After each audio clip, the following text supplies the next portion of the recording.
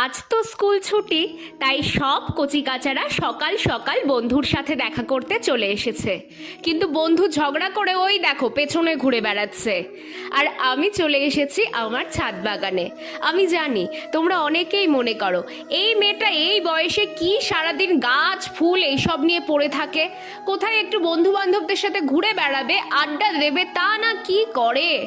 কি জানো তো, জীবনের 23টা বসন্ত পার করার পর এটাই উপলব্ধি করতে পেরেছি যে আমার 1000টা বন্ধু আমাকে যে মানসিক শান্তি দেবে, তার থেকে অনেক বেশি মানসিক শান্তি আমি একটা গাছের সাথে থেকে পাবো। তাই জন্যই বারবার আমি গাছের কাছে আসি। একজন তোমরা দেখতে চেয়েছিলে আমার ড্রাগন গাছটা, তাই সেটাও দেখিয়ে দিলাম। আর এই যে দেখো গোলাপ গাছে টমেটো, এটা কি করে হয়েছে বলো তো? থাক, এই রহস্য না হয় পরের মিনি ব্লগেই উদ্ঘাটন করব। আর এখানে দেখো কত গ্যাজেনিয়া।